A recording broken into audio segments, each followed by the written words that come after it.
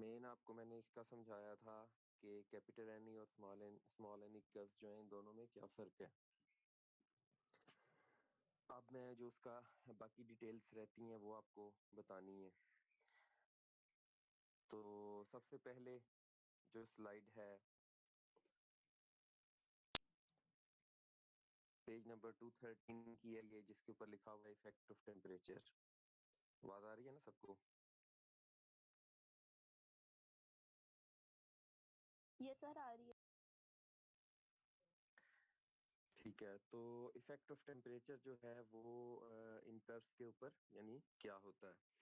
तो इसमें इस तरह है कि जैसे जो कर्व हैं वो वर्टिकल होते जाते हैं। वर्टिकल से मुराद ये है कि उनका जो आखिरी एकोमोडेशन पॉइंट है वो आहिस्ता आहिस्ता कम होता जाता है, और कम होते होते ये एक जो लास्ट एज है ये कंप्लीटली फ्लैट हो जाता है, यानी वर्टिकल हो जाता है। जैसा कि आपको पेज नंबर 214 के ऊपर जो डायग्राम बी है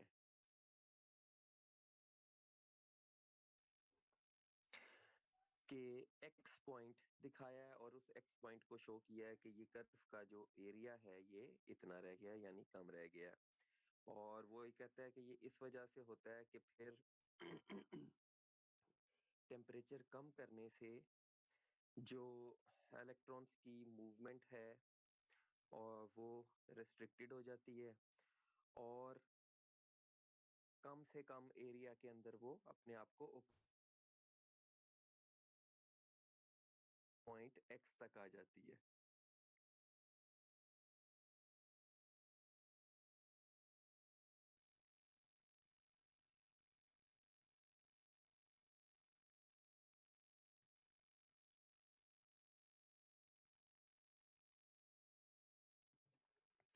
फिर उसके बाद नेक्स्ट डायग्राम दिखाई हुई है फिगर 128 जो है, और ये 128 के अंदर आपको दो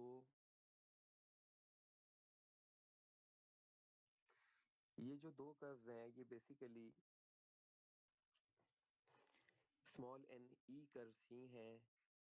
ये शेल्स के कर्व्स हैं, यानी कि आपको पता है पहला शेल जो है वो के है, फिर एल, फिर एम, फिर एन। तो ये उसने दिखाया है कि एम चाहे के और एल हो, एल और एम हो, या एम और एन हो, इन हर एक शेल जो है इसमें ऐसे दो शेल्स के दरमियान लार्जर गैप होता है। तो वही गैप उसने यहाँ दिखाने की कोशिश की है कि एम का जो कर्व बनेगा वो ऐसे बनेगा, उसके बाद स्पेस होगी और उसके बाद नेक्स्ट शेल एन का कर्व बनेगा। ठीक है, तो ये उसने आपको दो शेल्स के दरमियान डिस्टेंस दिखाया है, और ये वही डिस्टेंस है जो आपने एमओटी के अंदर पढ़ा था, जिसके अंदर आपने कहा था कि ये जो इलेक्ट्रॉन दूसरे शेल के दूसरे कर्व के अंदर या दूसरे बैंड के अंदर मूव नहीं कर सकता, जंप नहीं कर सकता। फिर उसके बाद स्लाइड नंबर 215 जो है ये आपको पहले भी समझा दी थी कि अगर एम और एन जो है वो कैपिटल एन ई कर्व का बनना हो, तो या इसी कैपिटल नहीं, दो शेल्स बनने हो यानी दो शेल्स के कर्व बनने हो, तो उसके दरमियान गैप आएगा। पहला वाला जो है वो कंप्लीटली फिल्ड है, और नेक्स्ट वाला जो है वो मेटल्स के केस में या तो हाफ फिल्ड होता है, ठीक है, यानी कुछ फील्डिंग होती है और कुछ स्पेस होती है। ठीक है, और एस और पी जो हैं वो आपस में इंटरमिक्स्ड होते हैं। तो ये वो आपको दिखाया गया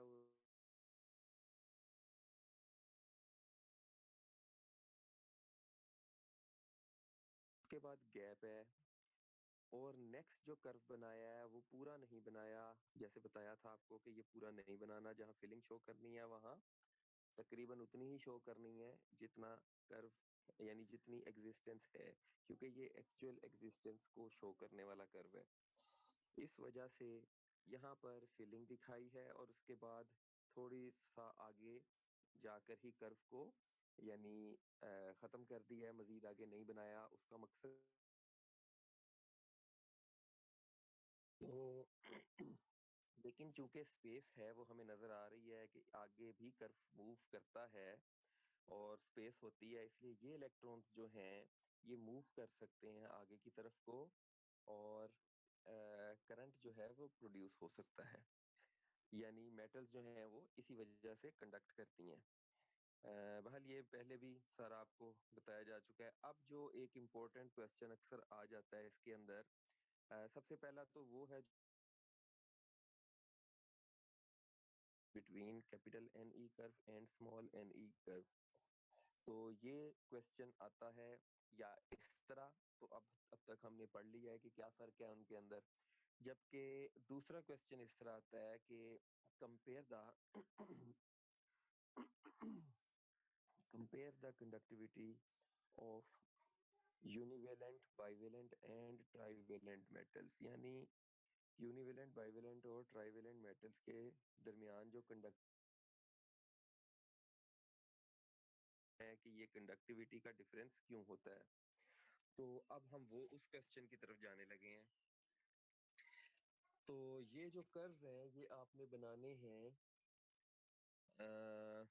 सिर्फ और सिर्फ कैपिटल एन ई कर्व्स बनाने हैं। इसके अंदर आपने इसके अंदर स्मॉल एन ई कर्व का जिक्र नहीं करना।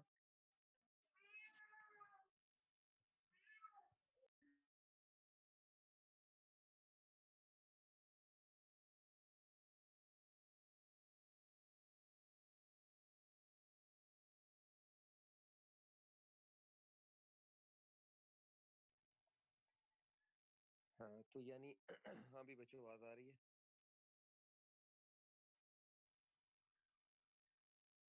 यस सर, आ रही है।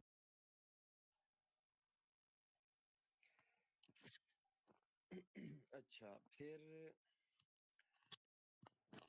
यूनिवेलेंट बाइवेलेंट एंड ट्राइवेलेंट मेटल्स का मैं जिक्र कर रहा था कि इसमें कंडक्टिविटी का जो डिफरेंस है वो हमने स्टडी करना है। तो पेज नंबर 218 ऊपर इसकी डायग्राम्स बनी हुई हैं और इसके अलावा पेज नंबर 217 से ये स्टार्ट होगा। तो यहाँ जो आपको दिया है वो बेसिकली पेज नंबर इतना क्लियर विजिबल नहीं है, ठीक है। सबसे ऊपर कंक्लूजन लिखा हुआ है हैंड राइटिंग से। तो ये वाली स्लाइड से शुरू होगा। अब इसके अंदर जो सबसे पहली डायग्राम जो है वो फिगर 130 है। तो फिगर नंबर 130 आपने देखना है। अब आपको दोबारा एमओटी को याद करना है, रिकॉल करना है। आपने उसमें क्या पढ़ा था कि बैंड के साथ मर्ज हो जाता है, इंटरमिक्स्ड होता है, ठीक है, इंटरकनेक्टेड होता है, जिसकी वजह से जो इलेक्ट्रॉन्स हैं वो मूव कर सकते हैं एस से पी बैंड की तरफ। और वैलेंस बैंड यानी और कंडक्शन बैंड दोनों इंटरकनेक्टेड है और वही है। यानी वैलेंस बैंड भी वही है जिसके अंदर इलेक्ट्रॉन्स हैं और कंडक्शन बैंड भी वही है जिसमें मूवमेंट हो जानी है।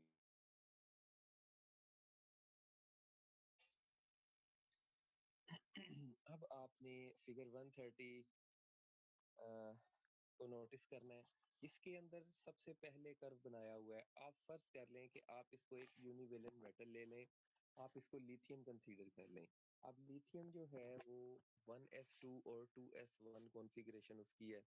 तो 1s2 का जो कर्व बना होगा वो कंप्लीटली फिल्ड होगा।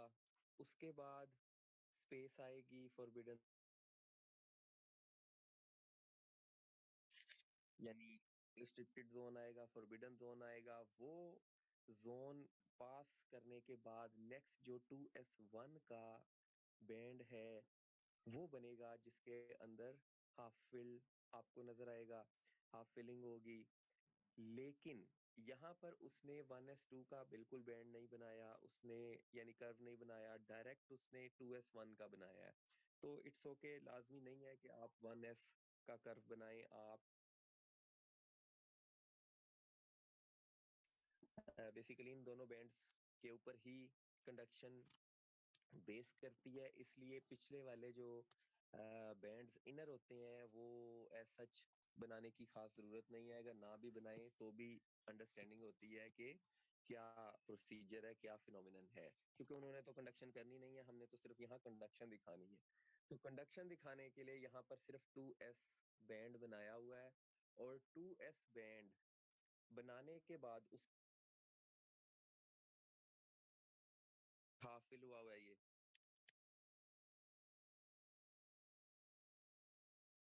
जी सर। अच्छा, ये हाफ फिलिंग के बाद आगे वाला नेक्स्ट देखो कि तकरीबन हाफ इसमें हमें एम्प्टी नजर आ रहा है। लेकिन एक बात जो यहाँ नोट करने वाली है कि हमने वहां पर क्या किया था बैंड में, कि एस और पी बैंड दोनों को मर्ज कर दिया था। अब आप गौर करें कि इसके आगे पी बैंड है, और वो पी बैंड जो है वो एस कर्व के साथ मर्ज कर रहा है। वो मर्जिंग जो है डॉटेड लाइन के साथ दिखाई गई है, यानी एक कर्व है, उसके ऊपर दूसरा कर्व जो है उसके खत्म होने से पहले शुरू हो गया है। लेकिन हम दूसरा वाला जो कर्व है उसको पूरा नहीं दिखाते, ठीक है, क्योंकि बात किसकी हो रही है, कैपिटल एन ई कर्व बना रहे हैं हम यहाँ पर, इसलिए हम वो थोड़ा सा नहीं बनाएंगे और फिलिंग भी शो नहीं करेंगे। तो यहाँ पर दोनों कर्व्स को उसने मर्ज कर दिया, लेकिन उसने कहा कि जिस पॉइंट पर मर्जिंग हो रही होती है ना, वो पॉइंट आपने नीचे वाली साइड पर नहीं बनाना, वो पॉइंट आपने थोड़ा सा ऊपर वाली साइड पर बनाना है। यानी एक तरफ डॉटेड लाइंस दिखाई हैं और दूसरी तरफ वो ऊपर से खत्म होती है, और ऊपर से पहाड़ जिस तरह हिल्स बनती हैं, चोटियां सी बनती हैं, इस तरह एक छोटी दो बड़े कर्व के दरमियान एक छोटा कर्व बनाकर, तो वो ऊपर से ही यानी उसको कनेक्ट कर दिया है। तो वो ये कहता है कि यहाँ पर आपने फिलिंग जो है वो, चूंकि ये दोनों आपस में मर्ज हो जाते हैं, तो फिलिंग इसके अपर पोर्शन में होती है, और अपर साइड पे फिलिंग होकर तो जो है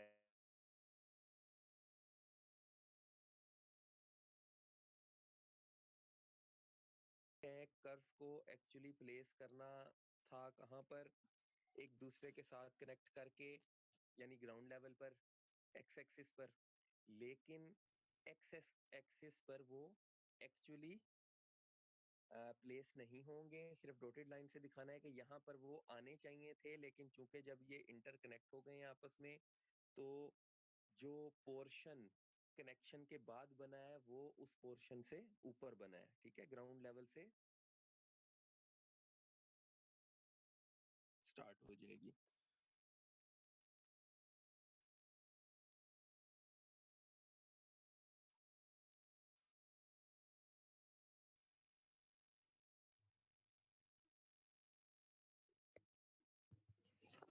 अच्छा, ये कर्व जो था ये था यूनिवेलेंट का, यानी जिसमें एक इलेक्ट्रॉन है वैलेंस शेल में। आप पेज नंबर 218 पे नेक्स्ट डायग्राम देखें, है जिसके ऊपर 2 इलेक्ट्रॉन्स इंटू n लिखा हुआ है, ठीक है, यानी पेज 218 की सबसे ऊपर वाली जो डायग्राम है वो है बाईवेलेंट मेटल्स की। बाईवेलेंट मेटल से मुराद यानी बेरिलियम है, जैसे जिसमें 2 इलेक्ट्रॉन्स हैं। ये 1s2 2s2, ये इसकी कॉन्फ़िगरेशन है। 1s2 उसने बनाया नहीं, डायरेक्ट वो वैलेंस जिस तरह पहले किया था, अब भी डायरेक्ट वैलेंस शेल के यानी जो कर्व है उस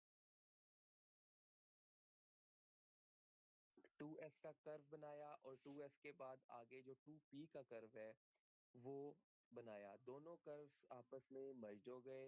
मर्ज होने के बाद उन्होंने एक सेंट्रल पार्ट बनाया, ठीक है? जिसका मैंने पहले ज़िक्र किया, वो सेंट्रल पार्ट में आपने शो कर दिया कि यहाँ पर ये फिलिंग है, और फिलिंग इस वजह से है क्योंकि 2s में 2 थे, तो half part of that small curve will be filled, क्योंकि हाफ जो है वो बात कर रहा हूँ जो बीच में बल्ज बना है, दो कर्व्स के दरमियान जो बल्ज बना है वो हाफ फिल करना है। वो हाफ इसलिए फिल करना है क्योंकि हाफ पार्ट जो है उसका एस का था और हाफ पार्ट उसका पी का था।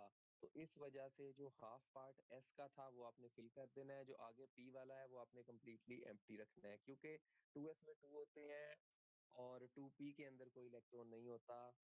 इस वजह से बाइवेलेंट मेटल्स के कर्व आपने ऐसे बनाने हैं। फिर उसके बाद उससे नीचे वाली डायग्राम में आपको ट्राइनियम जो है उसके अंदर क्या होगा, 3s2, ठीक है? और 3s2 के बाद 3p आएगा, और 3p के अंदर भी इलेक्ट्रॉन। अब 3s जो है वो तो दो इलेक्ट्रॉन्स उसके अंदर थे, जिस तरह बेरिलियम के अंदर दो थे। आ, तो वो दो दिया, लेकिन यहाँ पर दो एस के अंदर हैं, उसको कंप्लीटली फील्ड बनाएंगे, लेकिन जो पी वाला इलेक्ट्रॉन है वो भी हमने शो करना है। तो चूंकि इलेक्ट्रॉन मजीद पी में आ गया है, आपने उसी तरह एस का कर्व बनाया, पी का कर्व बनाया, एस और पी के कर्व के दरमियान जो इंटरकनेक्टेड पोर्शन है वो छोटा सा बल्ज वो बनाया, और इन सब के सब को आपने यानी फिल कर दिया और आ गया। अच्छा, अब ये जो इलेक्ट्रॉन है, अ, इस इलेक्ट्रॉन से आगे पी सारा का सारा एम्प्टी है। वो आपने थोड़ी सी लाइन आगे यानी पी की शो की कि आगे भी इसके पास जगह है। थोड़ी सी लाइन इसलिए आगे शो करते हैं, उससे पता चलता है कि आगे एम्प्टी स्पेस है या नहीं। अगर हम बिल्कुल वहां पर खत्म कर देंगे जहां तक फिलिंग है, तो उससे फिर यही लगेगा कि बस या इतना ही कर्व था, हाफ कर्व ही था, कर्व आगे है ही नहीं। तो थोड़ा सा आपने कर्व आगे जरूर बना के दिखाना है कि कर्व आगे है यानी स्पेस आगे मौजूद है। फिलिंग जो है वो उससे थोड़ा यानी उससे पीछे ही खत्म हो गई है, ये मतलब है। तो अब यूनिवेलेंट, बाईवेलेंट और ट्राइवेलेंट तीनों के आपने कर्व देखे हैं, जिसमें से सबसे ज्यादा स्पेस अवेलेबल किसमें है?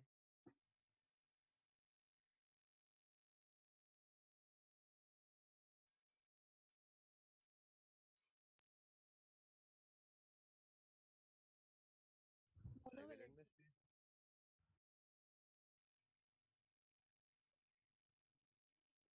से किसमें अवेलेबल है? मोनो में, सर मोनोवेलेंट। यूनी में होगी।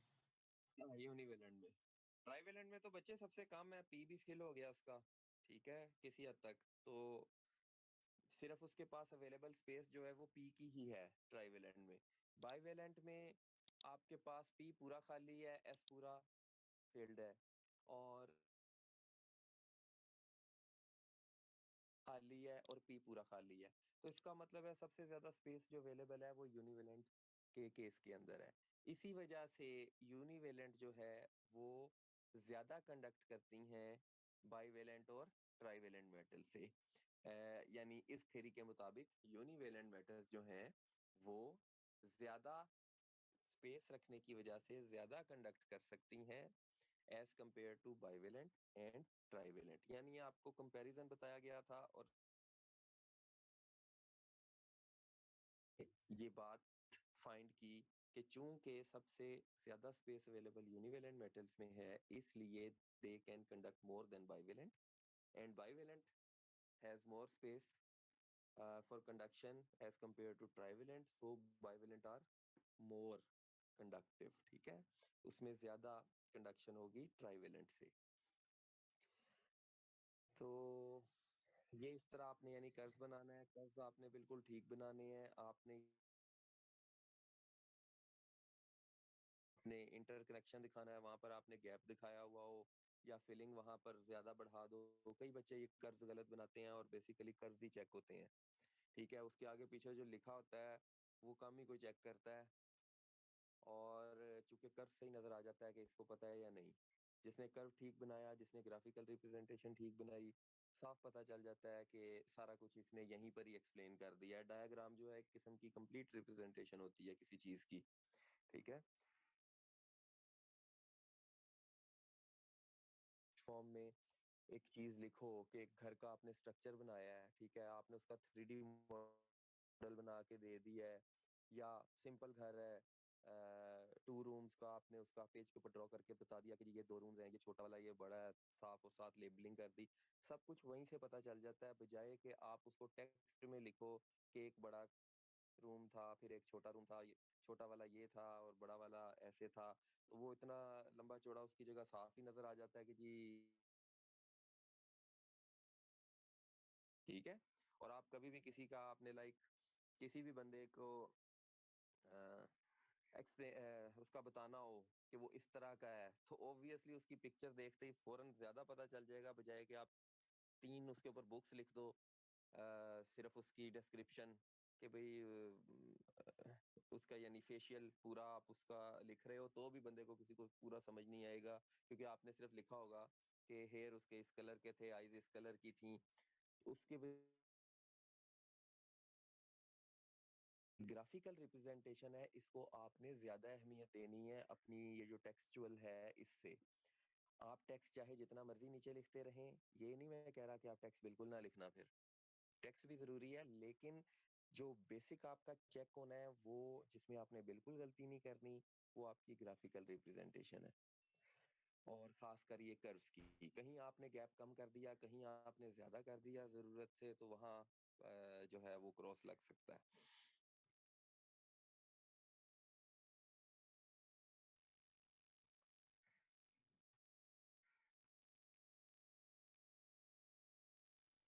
सर ये बता दें कि जब हम दो एक साथ बनाते हैं, 2 या 3 ऑर्बिटल्स, तो उसमें हम बल्ज क्यों बनाते हैं? बच्चे ये आपने कनेक्शन शो करना है ना, ठीक है? कनेक्शन जब आपने शो करना है तो आप कनेक्शन उसका किस तरह शो करोगी कि का मतलब ये है कि अ, जैसे आप फ़र्ज़ कर लो कि आपके पास 2 पाइप्स आप कनेक्ट कर रही हो। तो हम क्या करते हैं कि जब वो 2 पाइप्स को कनेक्ट कर रहे होते हैं और उसमें ज़रूरी हो जाता है या बल्कि फिर इससे भी दूसरी कोई और कॉमन मिसाल देता हूँ कि जब आप किसी भी चीज़ को कनेक्ट हो, तो उस एरिया कम होने की वजह से वहाँ पर बल्ज बनेगा। मतलब ये है कि जैसे आप एक सूटकेस है, उसमें आपने क्या करना है, कपड़े वगैरह आपने पैक करने हैं। जब आप ज़रूरत से ज़्यादा यानी अगर उसमें 10 आ सकते हैं और 10 ही फिलिंग हो सकती है, आप 10 की जगह 15 उसके अंदर सूट्स जो हैं वो आप हाँ, इससे क्या होगा? बल्ज ही बनेगा ना उसके अंदर, एक्स्ट्रा स्पेस लेगा वो वहाँ पर। तो जब ये 2 कर्व्स जो हैं जिनकी एक अपनी-अपनी एरिया है, जब ये 2 कर्व्स एरिया इकट्ठा कर देंगे आप, तो कुछ ना कुछ तो बीच में एक्स्ट्रा आएगा ना? या तो आप इन दोनों को कनेक्ट करते एंड टू एंड, अगर तो आप इनको एंड टू एंड कनेक्ट करते ना, तो बल्ज ना बनता, क्योंकि जहाँ एक खत्म हो रहा है, वहाँ दूसरा शुरू हो रहा है। क्या कर रहे हो? एक दूसरे के ऊपर ला के रख रहे हो। जब आप एक दूसरे के ऊपर कनेक्ट कर रहे हो, तो फिर ऑब्वियसली ऐसे तो नहीं हो सकता ना जैसे वो मैटर है, मैटर तो गायब नहीं हो सकता ना, इसी तरह यहाँ इलेक्ट्रॉन्स का जो एरिया है वो गायब यानी डिसअपीयर यहाँ से इस तरह नहीं हो सकता कि उन्होंने अपनी जगह घेरनी घेरनी है। तो अब वो एक दूसरे के ऊपर चूंकि मर्ज कर दिया है, एम्बेड कर दिया है, तो फिर जब भी एम्बेडिंग होगी तो कोई मेरी बात समझ आई कि नहीं आई अभी तक? यस सर, आ गई है। सर। सर एक क्वेश्चन है। जी। सर जनरली हम ये कहते हैं कि एल्युमिनियम जो है वो गुड कंडक्टर है एज कम्पेयर टू सोडियम, यानी मोनोवेलेंट से बेहतर ट्राइवेलेंट कंडक्टर्स होते हैं। तो अभी आपने बोला कि मोनोवेलेंट जो है वो ज्यादा अच्छे कंडक्टर होते हैं, स्पेस रोल नहीं होगा। बच्चे सबसे ज्यादा बेसिकली यही है कि जितना स्पेस ज्यादा अवेलेबल हो, पहला फैक्टर स्पेस का ही है। मसलन आप इसकी एग्जांपल इस तरह ले लो कि जैसे आपकी पूरी क्लास जो है वो अगर 85 की लाइक हो, या लेट्स सपोज 70 की है, तो 70 की जगह अगर हम 140 वहां बिठा दें, तो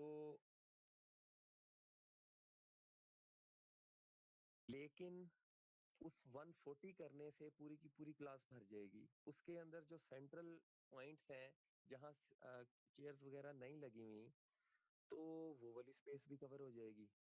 तो जब स्पेस टोटल कवर हो जाएगी तो वो 140 जो है उसमें से एक सेंटर वाला जो है स्टूडेंट, वो कहे कि मैं अब निकलने लगा हूँ बाहर, तो क्या उसके पास निकलने की जगह होगी?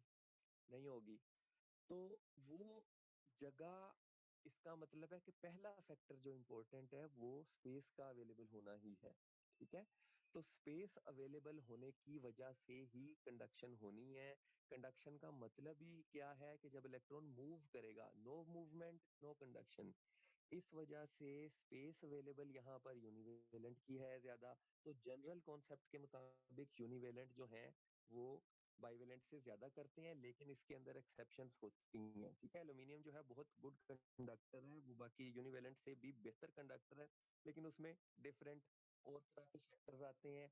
और इस फैक्टर को, यानी आपने यहाँ पर तो इसका कोई ताल्लुक नहीं है डिस्कस करने का, लेकिन फिर भी आपको थोड़ी सी जनरल नो हाउ होनी चाहिए। आपने मुझे नेक्स्ट टाइम ये छोटी सी असाइनमेंट बना के देनी है कि एल्यूमिनियम जो है उसकी कंडक्शन क्यों ज्यादा है। ठीक है। जनरल कॉन्सेप्ट को आपने नहीं छेड़ना। जनरल कॉन्सेप्ट को आपने ऐसे ही रखना है कि जो बताया है कि स्पेस ज्यादा, एल्यूमिनियम की कंडक्शन फर्क है, कितनी फर्क है और क्यों है, ये आपने मुझे निकाल के देना छोटी सी असाइनमेंट के तौर पे। ठीक है। और लेकिन फिर भी आपने मेरा मकसद ये है कि आउट ऑफ द वे जाके कोई भी चीज जो है वो कोशिश करनी है कि आपने इसके अंदर नहीं एंटर करनी, क्योंकि यहाँ पर जो आपसे पूछा जा रहा है आपने उसके मुताबिक यानी नलीफाई नहीं कर देना। जिस थ्योरी को आप पढ़ रहे हैं आपने उसके मुताबिक ही करना है। ठीक है। और कुछ? सर। हाँ जी। सर यहाँ ग्राफ में ये बल्ब शो किया कि एनर्जी भी तो बढ़ रही है ना सब शेल्स की।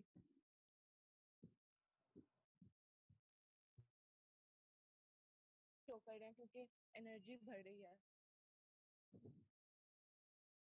हाँ, ये कह सकते हैं। ये भी है बीच में फैक्टर, लेकिन बेसिक फैक्टर इसमें साथ ये भी है कि देखो उसने फिलिंग नीचे की तरफ भी शो की हुई है। फिलिंग जो यस है सर। वो सिर्फ ऊपर नहीं शो की हुई, फिलिंग नीचे भी शो की हुई है ना। ठीक है। तो फिलिंग यस सर। नीचे की तरफ को शो की हुई है, और दूसरी तरफ बात ये है कि बच्चे आपने ग्राफ को गौर से देखो। ग्राफ के ऊपर ई का निशान किधर को बना हुआ है?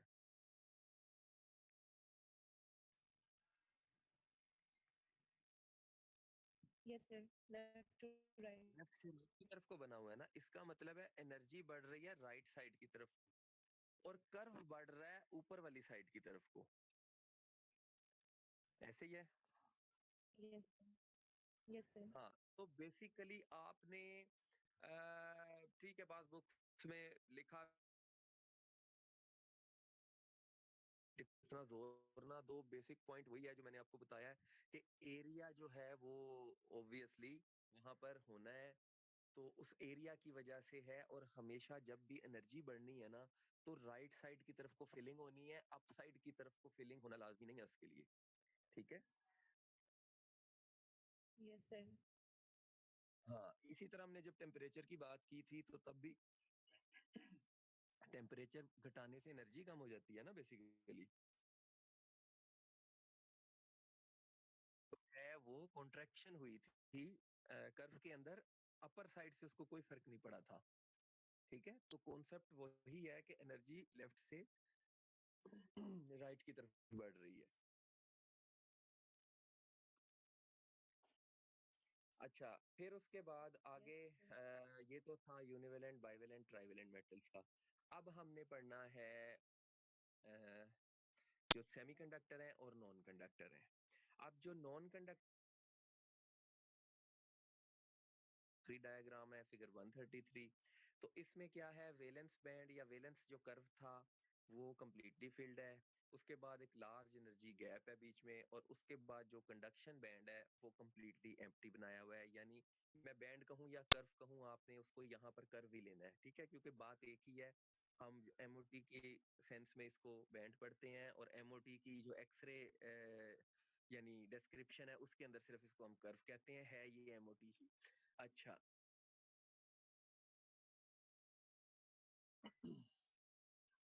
फिर ये है कि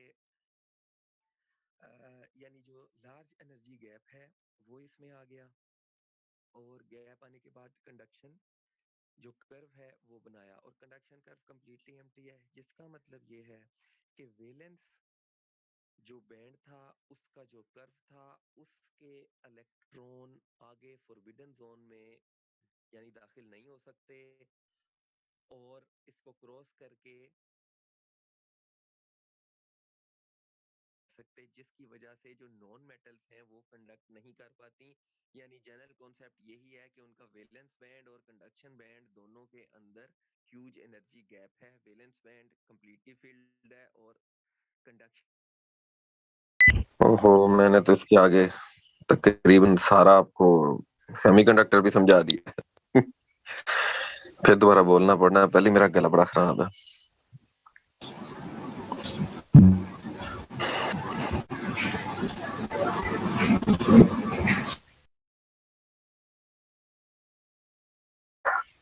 नॉन मेटल्स का मैं बता रहा था आपको कि इसके अंदर लार्ज एनर्जी गैप होता है वैलेंस बैंड और कंडक्शन बैंड के दरमियान, और कंडक्शन बैंड जो है वो कंप्लीट इसमें नहीं बनाना होता, बहुत सारे बच्चे बना देते हैं। तो ये आपने ध्यान रखना है कि कंप्लीट आपने कंडक्शन बैंड नहीं बनाना, सिर्फ कंडक्शन बैंड थोड़ा सा शो करना होता है। ठीक है, और इस जंप को, इस एनर्जी गैप को इलेक्ट्रॉन ओवरकम नहीं कर सकता, जिसकी वजह से नॉन मेटल कंडक्टर्स मैंने आपको बताया था दो तरह के हैं, जिसमें इंट्रिंसिक है और एक्सट्रिंसिक है। इस इंट्रिंसिक का मतलब है प्योर सेमीकंडक्टर्स यानी क्रिस्टल्स ऑफ सिलिकॉन, जर्मेनियम वगैरह। तो एक्सट्रिंसिक सेमीकंडक्टर हैं जो डोप होते हैं। डोप से मुराद है इम्प्योरिटी, और मैंने मिसाल भी दी थी कि जिस तरह कई आपने सुना होगा एथलीट्स का या प्लेयर्स का डोप टेस्ट होता है, तो उसका मतलब ये होता है कि कोई इम्प्योरिटी वगैरह या कोई ड्रग वगैरह, तो कोई भी ऐसी इम्प्योरिटी जो है वो डोप के ज़मरे में आती है। और यहाँ पर एडिशन ऑफ इम्प्योरिटी भी इसीलिए डोपिंग कहलाती है कि आपने एडिशन ऑफ इम्प्योरिटी कर दी है in the pure crystal of silicon और जर्मेनियम और सेमीकंडक्टर। तो जब आप ये दो तरह की इम्प्योरिटीज हैं जो ऐड करते हैं, एक है ट्राइवेलेंट इम्प्योरिटी, दूसरी है पेंटावेलेंट इम्प्योरिटी, तो वो कहता है कि प्योरिटी नहीं होती, उसका वैलेंस बैंड और कंडक्शन बैंड जो हैं वो उसी तरह हैं जैसे नॉन मेटल के थे, यानी वैलेंस कंप्लीट फील्ड है और कंडक्शन कंप्लीटली एम्प्टी है। लेकिन नॉन मेटल से जो डिफरेंस है उनका वो ये है कि उसमें था लार्ज एनर्जी गैप, इसमें आपका एनर्जी गैप बहुत माइन्यूट है, छोटा सा है। आपने दो एंड्स को कनेक्ट नहीं करना, आपने दो एंड्स के दरमियान गैप रखना है, लेकिन ये गैप जो है ये छोटा रखना है। कम एनर्जी गैप जो है ये ओवरकम किया जा सकता है अगर हम टेम्परेचर को बढ़ा दें। टेम्परेचर बढ़ाएंगे, ये गैप ओवरकम हो जाएगा। इलेक्ट्रॉन्स जो हैं वो किसी सेमीकंडक्टर को जब हम हीट करेंगे तो इलेक्ट्रॉन्स जो हैं वो जंप कर जाएंगे अपने वैलेंस बैंड से कंडक्शन बैंड की तरफ, और वोल्टेज बढ़ाने से भी ये जंप कर जाएंगे और जो कंडक्शन है वो शुरू हो जाएगी सेमीकंडक्टर में, यानी टेम्परेचर बढ़ाने से कंडक्शन शुरू हो जाती है। जबकि जो यानी ये इंट्रिंसिक प्योर सेमीकंडक्टर की बात की। अब जब एक्सट्रिंसिक या इम्प्योर सेमीकंडक्टर की बात आएगी तो उसमें आपने फिलिंग कर देनी है with the help of pentavalent and trivalent impurity. जब आप पेंटावेलेंट इम्प्योरिटी से ऐड करेंगे इसके बीच में, इसको एडिशन ऑफ पेंटावेलेंट इम्प्योरिटी ये करेगी कि बीच में वैलेंस बैंड और कंडक्शन बैंड के दरमियान एक ब्रिज क्रिएट कर देगी, और वो ब्रिज जो है आपको नजर आ रहा होगा 220 पेज के ऊपर सेकंड डायग्राम के अंदर, जिस जिस ब्रिज के अंदर फिलिंग हुई हुई है। और ये ब्रिज एक बैंड की शक्ल में ही दिखाया हुआ है यहाँ पर कि ये एक छोटा सा बैंड बीच में बन जाएगा जो कि कनेक्ट कर देगा वैलेंस बैंड को कंडक्शन बैंड के साथ या वैलेंस कर्व को कंडक्शन कर्व के साथ। तो इस कनेक्शन की वजह से जो इलेक्ट्रॉन्स हैं वो डायरेक्टली अब मूव कर सकते हैं वैलेंस से कंडक्शन बैंड के अंदर। और ये आपने यहाँ पर जो डिफरेंस याद रखना है वो ये याद रखना है कि जो वैलेंस कंडक्शन कर्व के दरमियान पेंटावेलेंट इम्प्योरिटी आपने ऐड की है उसके अंदर आपने लाइंस शो करनी है, यानी आपने फिलिंग शो करनी है। फिलिंग इसलिए शो करनी है कि ये वो एक्स्ट्रा इलेक्ट्रॉन था जो इन एनर्जी लेवल्स के अंदर आ गया है, क्योंकि पेंटावेलेंट में 4 बॉन्ड पूरे करने के बाद 5वां इलेक्ट्रॉन बच जाता है। वो 5वां इलेक्ट्रॉन जो है वो इन एनर्जी लेवल्स के अंदर रिजाइड करता रहता है, ठीक है, इनके अंदर, यानी ये बैंड बना देता है। अब जबकि जो ट्राइवेलेंट इम्प्योरिटी है उसकी प्रोबेबली यहाँ डायग्राम मिसिंग है, तो आपके पास बहल मैंने नोट्स आपको सेंड किए थे कि नहीं किए थे पहले?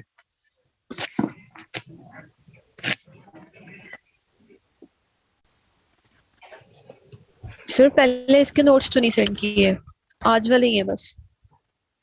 अच्छा चलो, इसमें एक स्लाइड मिसिंग है, तो मैं एक सेकंड देख के आपको सेंड करता हूँ।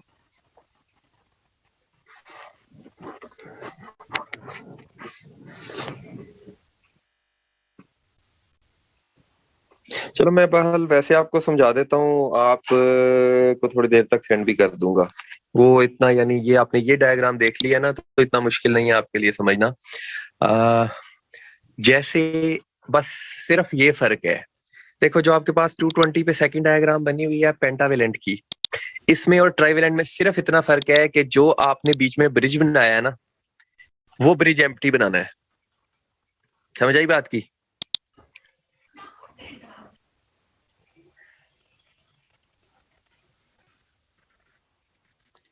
भाई वैलेंस बैंड और कंडक्शन बैंड के दरमियान एक मीनार सा नहीं बनाया हुआ जिसके ऊपर आर्सेनिक, एंटीमनी और फास्फोरस वगैरह लिखा हुआ है। ओके सर, सर आगे इसमें। हाँ, ये वाला आपने यहाँ पर फिलिंग करके बनाया है ना, इसके अंदर आपने फिलिंग की हुई है। वहां पर आपने ट्राइवेलेंट में फिलिंग नहीं करनी, एम्प्टी बनाना है इसको,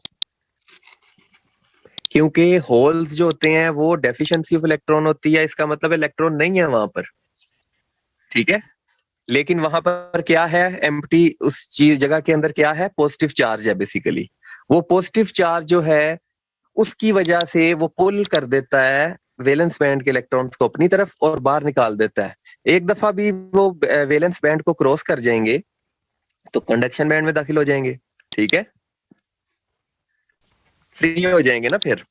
तो इसलिए वो आपने एम्प्टी बनाना है, और इससे आपको जो है यानी पता चलता है कि इस मैकेनिज्म के तहत कंडक्शन होनी है। एक्स्ट्रा इलेक्ट्रॉन के तहत पेंटावेलेंट में और पॉजिटिव चार्ज के तहत ट्राइवेलेंट में, जो कि इलेक्ट्रॉन्स, एक्स्ट्रा इलेक्ट्रॉन तो वैसे इलेक्ट्रॉन है, ठीक है, उसको तो जरूरत ही नहीं किसी और चीज की, तो वो पहले ही बाहर बाहर फिर रहा है, वो पहले ही फ्री है, तो वो होल्स जो है वो इलेक्ट्रॉन्स को वैलेंस बैंड से बाहर निकाल लेते हैं, और बाहर आ जाए एक दफा तो वो फ्री हो जाता है इलेक्ट्रॉन, और फ्री होने के बाद वो फिर मूव कर सकता है आगे। अब इसके ऊपर है इफेक्ट ऑफ टेम्परेचर। किसके ऊपर? एक्सट्रिंसिक सेमीकंडक्टर पे। इंट्रिंसिक का तो मैंने आपको बता दिया कि उसके ऊपर जब आप टेम्परेचर बढ़ाते हैं तो कंडक्शन बढ़ती है। एक्सट्रिंसिक पे क्या इफेक्ट है टेम्परेचर का?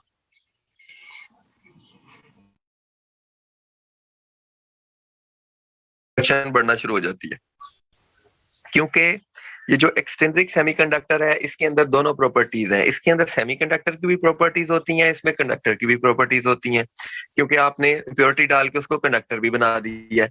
जब आप टेम्परेचर बढ़ाते हैं तो पहले तो वो सेमीकंडक्टर वाली प्रॉपर्टीज जो बिल्ट इन थी उसकी, उसके ऊपर जाके टेम्परेचर बढ़ने से कंडक्टिविटी भी बढ़ाना शुरू कर देता है, तो कंडक्टिविटी बढ़ती जाती है। कंडक्टिविटी बढ़ती है और एक हद आती है, उसके बाद आप टेम्परेचर बढ़ाएं तो मजीद कंडक्टिविटी नहीं बढ़ती, फिर रेजिस्टेंस बढ़ना शुरू हो जाती है, ठीक है। क्योंकि ये देखो, पहले टेम्परेचर बढ़ाया, सेमीकंडक्टर था वो, उसके अंदर प्रॉपर्टीज थी, वो उसने कंडक्टिविटी बढ़ाना शुरू कर दी, लेकिन चूंकि वो कंडक्टर बन चुका हुआ है, अब काफी हद तक वो कंडक्टर है, तो अब एक खास टेम्परेचर बढ़ाने तक वो कंडक्टिविटी शो करेगा ज्यादा, लेकिन वो अपना टेम्परेचर बढ़ाने से कंडक्टिविटी कम करना शुरू कर देगा, यानी रेजिस्टेंस बढ़नी शुरू हो जाएगी उसके अंदर। तो इसके अंदर आपने यानी ये लिखना है इफेक्ट ऑफ टेम्परेचर के ऐसे है। और ये डायग्राम मेरा ख्याल है किसी बच्चे ने सेंड की है, हाँ, ये डायग्राम जो है ये आप देख सकते हैं, पेज, चलो जो भी पेज है 218 ही होगा प्रोबेबली, 16, हाँ 216 है, ये किसी different volume of the book से। तो इसके अंदर आपको दिखाया हुआ है कि जो फिलिंग है वो आपने कर दी है एक एम्प्टी ब्रिज के साथ, लेकिन जो बच्चों ये जो ऊपर सबसे पहली डायग्राम बनाई हुई है ना इसके अंदर, ये गलत है। फिगर 3.84 जो इस डायग्राम यानी इसके अंदर बनाई हुई है, ये गलत है, क्योंकि उसने दोनों एंड्स को कनेक्ट कर दिया।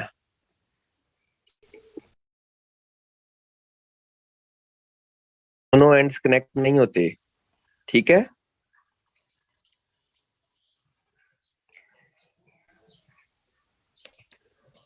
हाँ अभी बच्चों खाना तो करो। जी सर। मैंने कहा कि इंट्रिंसिक सेमीकंडक्टर जो बच्चे अभी किसी ने भेजी है स्लाइड, ये फर्स्ट डायग्राम जो है ये आपने इस तरह नहीं बनानी, ये आपने इनके दरमियान थोड़ा सा गैप दिखाना है, यहाँ पर कनेक्शन शो किया हुआ है बिल्कुल। तो इस तरह की यानी जो है गलतियां या मिस्टेक्स, इस तरह के एरर्स आपने नोट रखने हैं, ठीक है। डिफरेंट बुक्स में जो है डिफरेंट तरह का है, तो हमने ये इस लिहाज से नोट रखने हैं कि इस तरह का ना, यानी बीच में कोई भी गलती ना हो। जिस मर्जी बुक से आप तैयार करें, लेकिन मैं आपको क्लास या लेक्चर में बता रहा हूँ साथ। कंडक्शन बैंड आपने कहीं भी कंप्लीट नहीं बनाना, ठीक है। पूरा का पूरा कंडक्शन बैंड शो नहीं करना, पूरा कर दिया शो तो वहां पर नंबर कट जाएंगे। इसी तरह आपने नॉन मेटल के अंदर स्मॉल गैप दिखा दिया तो मार्क्स कटेंगे। सेमीकंडक्टर में लार्ज गैप दिखा दिया या बिल्कुल ही गैप जीरो कर दिया तो भी मार्क्स कटेंगे। और इसी तरह मेटल्स के अंदर अगर मर्जिंग ना दिखाई और आपने थोड़ा सा गैप दिखा दिया तो वो भी वहां पर शायद बिल्कुल ही कट जाए, पूरे कट जाए।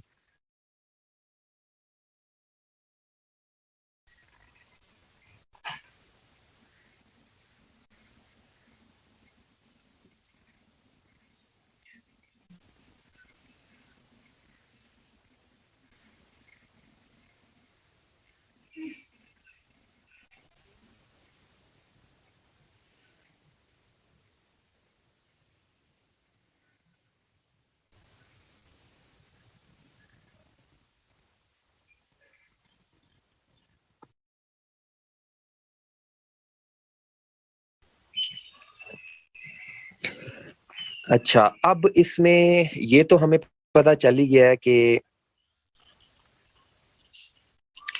ये क्या पूछा बच्चे ने। नहीं नहीं, यहाँ ये तो बहुत ही बड़ा गैप बना दिया है, वो ब्रिज दिखाने के लिए उसने इतना दिखाया। बेसिकली इतना बड़ा गैप आपने नहीं बनाना, आप इसको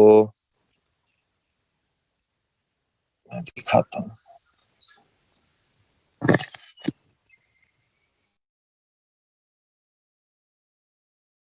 हो जाएगा ना गैप।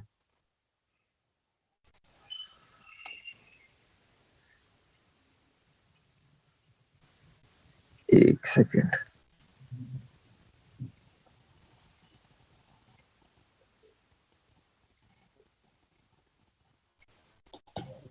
अच्छा, ये मैंने सेंड किया है, इसके अंदर बस देख लो कि जिस तरह का ये दो ब्लू लाइंस के दरमियान गैप है ना, इतना का गैप बनाना है आपने।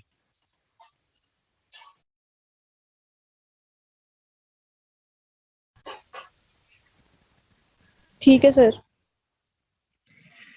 अच्छा, अब ये बता रहा था मैं कि effect of temperature and effect of impurity भी आ सकता है आपको एक एक्स्ट्रा बना के क्वेश्चन, कि what is the effect of temperature and impurity on semiconductors and conductors, दोनों का। अब अलग अलग देखो, मैंने आपको इफेक्ट ऑफ टेम्परेचर बताया सेमीकंडक्टर, फिर मैंने आपको बताया कि इफेक्ट ऑफ इम्प्योरिटी इंट्रिंसिक पे क्या होती है, कि कंडक्शन बढ़ जाती है, डोपिंग हो गई ना, ये भी बता दिया। लेकिन हमारी अभी रहती है effect of impurity on conductor, कि कंडक्टर पे इफेक्ट क्या होता है इम्प्योरिटी का, और कंडक्टर पे टेम्परेचर का क्या इफेक्ट होता है, ये भी रहता है। बहल ये आपको ऑलरेडी पता है और दूसरे का भी अंदाजा होगा कि इफेक्ट ऑफ टेम्परेचर जो है किसी भी कंडक्टर के ऊपर वो हमेशा रिवर्स होता है, यानी कंडक्टर की रेजिस्टेंस उतनी बढ़ती जाएगी और कंडक्टिविटी उतनी कम होती जाएगी। दूसरा, और इसके साथ थोड़ी सी डिस्क्रिप्शन भी आप लिख दें कि इवन 1% जो इम्प्योरिटी है वो एक्सपोनेंशियली किसी कंडक्टर की कंडक्टिविटी को कम कर देती है। यानी वो आपने जैसे देखा होगा कि एड्स भी आते थे कि 99.9% प्योर कॉपर वायर्स यूज करें, वरना जो है वो सकती आग, और फायर अप हो जाती हैं वायर्स, जल जाती हैं, मेल्ट हो जाती हैं, शॉर्ट सर्किट हो जाता है, इस तरह के यानी डिफरेंट जो है हैजर्डस उसके इफेक्ट्स हैं। तो वो बात भी ठीक है, क्योंकि जब भी इम्प्योरिटी बढ़ती है रेजिस्टेंस बढ़ती है। अगर 1% इम्प्योरिटी बढ़ा दें, 99.9% प्योर मेटल की जगह आपने उसमें 90% अपना 99% ही कर दिया है, 0.9% भी उसका कम कर दिया है, तो वो एक्सपोनेंशियली वो उसके एक्सपोनेंशियल यानी उसके स्केयर या उसके क्यूब के अंदर कम होगी। ठीक है, तो इस तरह इफेक्ट ऑफ इम्प्योरिटी है कि, और ये भी आप समझ सकते हैं कि एक वाटर पाइप जा रहा है, उस वाटर पाइप के अंदर आपने एक स्टोन फिट कर दिया है। अब पाइप चाहे वो 10 किलोमीटर दूर तक जा रहा हो, लेकिन एक स्टोन जो है वो पूरा का पूरा ब्लॉक कर देगा, क्योंकि उस पाइप का डायामीटर ही उतना था, तो कर दिया। ठीक है, और अगर पीछे से वाटर प्रेशर बढ़ता जाएगा तो फाइनली क्या होगा, जो वाटर पाइप है वो बस्ट कर जाएगा। इसी तरह रेजिस्टेंस जब बढ़ती है इम्प्योरिटी की वजह से, तो पीछे से करंट बढ़ता जाता है, यानी फोर्स पीछे से पावर बढ़ रही है जिसने आगे की तरफ मूव करना है, लेकिन रेजिस्टेंस जो है वो क्या कर रही है, इलेक्ट्रिकल एनर्जी को हीट एनर्जी में कन्वर्ट करती जा रही है। अब जब हीट बढ़ना शुरू होगी, करंट आगे जा नहीं सकेगा, हीट में कन्वर्ट होता जाएगा, कि वायर्स जो है वो मेल्ट कर जाएंगी।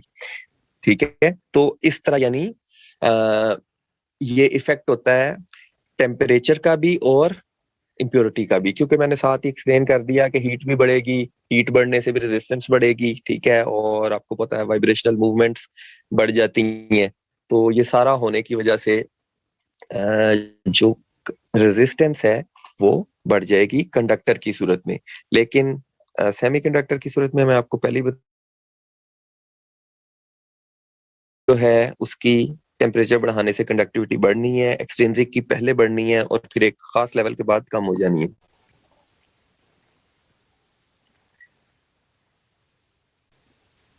सर इम्प्योरिटी से जो इंट्रिंसिक की कंडक्टिविटी इंक्रीज करती है डिक्रीज करती है?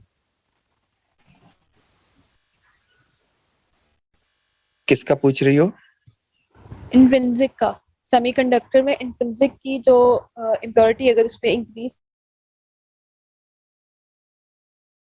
इंट्रिंसिक में अगर आप इम्प्योरिटी डालेंगे तो इम्प्योरिटी ये डोपिंग ही होती है ना, जो आपको बताया कि ये आपने पेंटावेलेंट और ट्राइवेलेंट इम्प्योरिटी डाल ली है। इम्प्योरिटी डालने से वो कंडक्टर बन गए थे ना, यानी वो कंडक्टर में शिफ्ट हो जाते हैं। वो जो ब्रिज बन जाता है, वो ब्रिज बनने का मकसद यही है कि कंडक्शन शुरू हो गई है, अब जरूरत नहीं है, यानी अब किसी और चीज की जरूरत नहीं है। सेमी कंडक्टर में जब इम्प्योरिटी डाली जाती है,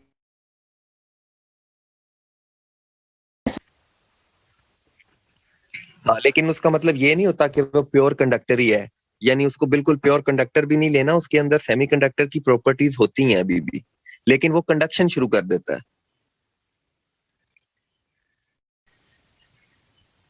ठीक है, इसीलिए इंट्रिंसिक एक्सट्रिंसिक सेमीकंडक्टर को हम एक्सट्रिंसिक कंडक्टर नहीं कहते, ठीक है, कहते उसको सेमीकंडक्टर ही है।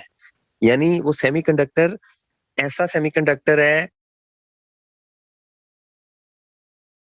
वर्ड्स कंडक्टर यानी कंडक्शन शुरू करवा दिया उसके अंदर, ठीक है। लेकिन बेसिक उसकी बिल्ट जो होती है वो 99% से भी ज्यादा सेमीकंडक्टर की ही है। यानी आप अगर 1 million atoms pure crystal of silicon के ले लें और उसके अंदर सिर्फ 10 एटम्स किसी इम्प्योरिटी के डाल दें, तो वो 10 लाख एटम्स जो सेमीकंडक्टर के हैं और 10 एटम्स उसको कंडक्शन कराने के लिए 10 लाख को भी, ठीक है। ठीक है सर। अच्छा चलो, अब तो गले का और भी बुरा हाल हो गया। लो भाई बच्चों, फिर क्लास भी घंटे से ज्यादा ही हो गई है मुझे लगता है कुछ। अच्छा, इसमें कोई एक आधा छोटा मोटा टॉपिक अगर कहीं कोई छोटी मोटी कोई रहती हो तो आप देख लेना, ठीक है, पढ़ लेना, उम्मीद है आपको समझ। इसका जो है आपने नेक्स्ट टाइम जो है टेस्ट देना है, सारों ने ध्यान में रखना। चैप्टर आपका कंप्लीट हो गया, केमिकल बॉन्डिंग का पूरा चैप्टर कंप्लीट हो गया है, यानी तकरीबन हमारा 40% काम हो गया है सिलेबस अब तक का, ठीक है। और बाकी जो है आपकी डेट काफी लेट है, जुलाई तक आ गई है, तो इंशाल्लाह या मैक्सिमम जून के शुरू में ही खत्म कर देंगे। तो आपके पास यानी जुलाई तक क्लासें चलनी है, 31 जुलाई तक। तो जून में मैक्सिमम खत्म हो जाएगा, बल्कि मई में ही उम्मीद है खत्म हो जाएगा। तो टेस्ट जो है आपने मुझे नेक्स्ट टाइम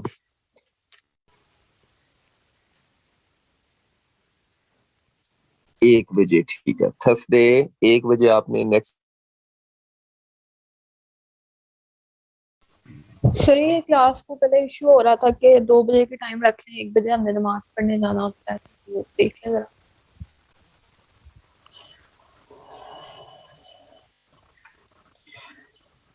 पाकिस्तान तो ऐसा मुल्क है जिसमें 2:30 बजे तक भी नमाजें चल रही होती है जोहर की। तो चलो आप 1:30 बजे रख लो, 1 बजे 1:15 तक पढ़ा है जिसने पढ़नी है, यानी 1:30 बजे तक पढ़ा है।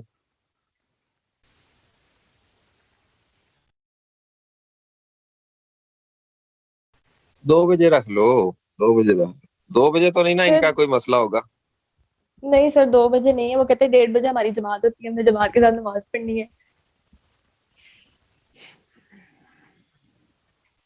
वाह, चलो अच्छी बात है, पढ़ लिया करें बस। तो कोई नेक काम कर रहे हैं तो जरूर करें, माशाल्लाह अल्लाह इन्हें और तौफीक दे, अच्छी बात है, ठीक है, लेकिन अब ये ना हो मैं तो क्लास 2 बजे करूं, अल्लाह माफ करे, अस्तगफिरुल्लाह, अल्लाह को तो ऐसे को धोखा नहीं दे सकता।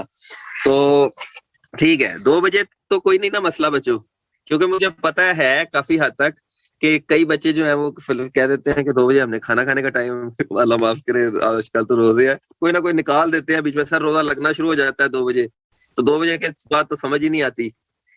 तो अभी अभी बता दो अगर किसी का कोई और मसला है तो।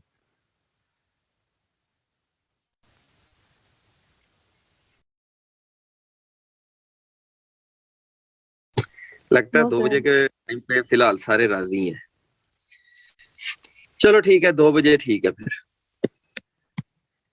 Yes sir. वैसे रमजान के अंदर अगर आप इफ्तारी के बाद भी क्लास लेना चाहो तो मुझे कोई मसला नहीं है। सर इफ्तारी के बाद नहीं लेनी, तब होश नहीं होती, बस हो जाती है। लेकिन अगर मतलब आप कहेंगे तो फिर हम ले लेंगे। नहीं नहीं, मैं तो आपकी इसकी वजह से कह रहा था। नो सर, नहीं सर, इफ्तारी के बाद।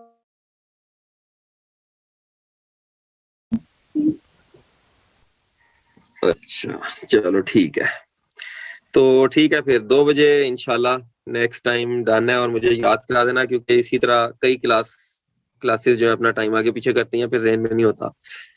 तो मुझे CRGR में से कोई एक बंदा बता दे कि सर कल इतने बजे क्लास है।